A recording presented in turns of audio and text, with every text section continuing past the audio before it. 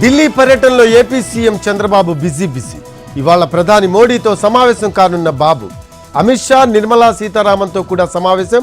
AP పునర్నిర్మాణానికి తోడ్పడాలని కోరనున్న బాబు.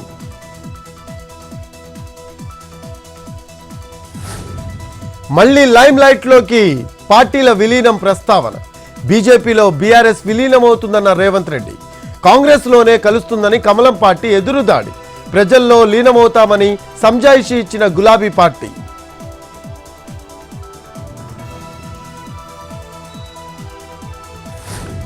Group 1 mains పరీక్షా సమయంలో స్వల్ప మార్పులు.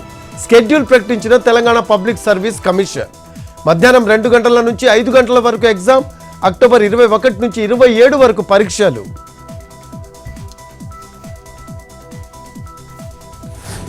ఏపీలో కొనసాగుతున్న ఐపీఎస్ల బదిలీలు. తాజాగా 10 మంది అధికారుల స్థాన చలనం. గ్రేహౌండ్స్ గ్రూప్ కమాండర్గా సుమిత్ సునీల్ నియామకం.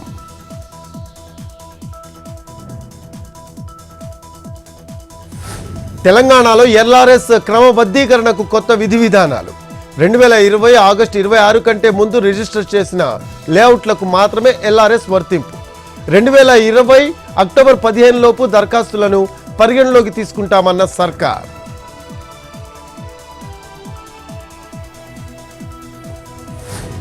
తెలంగాణలో 5 రోజులు, ఏపీలో 2 రోజులు. తెలుగు రాష్ట్రాలకు వాతావరణ శాఖ భారీ వర్షాలు పడే అవకాశం. తెలంగాణలో పలు జిల్లాలకు ఎల్లో అలర్ట్.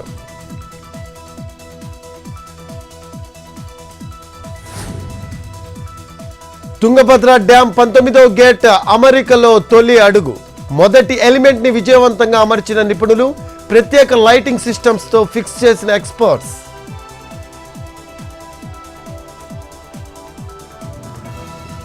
కీలక ప్రాజెక్టులకు సెంట్రల్ కేబినెట్ ఆమోదం. 3 మెట్రో రైళ్లు, 2 ఎయిర్పోర్ట్ ప్రాజెక్టులకు కేంద్రం గ్రీన్ సిగ్నల్. 3 అండర్ గ్రౌండ్ స్టేషన్లు అందుబాటులోకి ఉంటాయన్న కేంద్రం.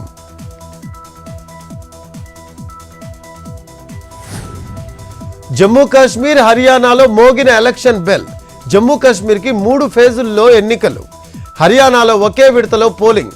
అక్టోబర్ 4న 2 రాష్ట్రాల ఎన్నికల ఫలితాలు.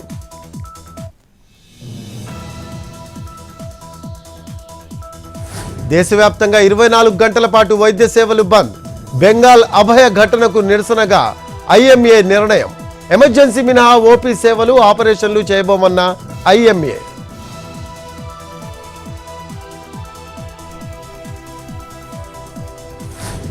కోల్కతా ఆర్జికర్ ఘటనపై భగ్గుమంటున్న డాక్టర్లు. దేశవ్యాప్తంగా కొనసాగుతున్న క్యాండిల్ ర్యాలీలు, నిరసనలు. వీ వాంట్ జస్టిస్ అంటూ నినదించిన చిన్నారి.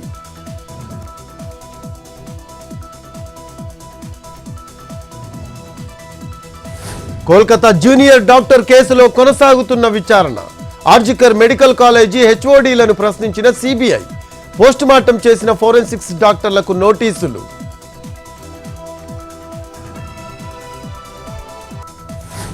జమ్మూ కాశ్మీర్ అక్నూర్లో రక్షాబంధన్ వేడుకలు. ఆర్మీ జవాన్లకు రాఖీలు కట్టిన చిన్నారులు.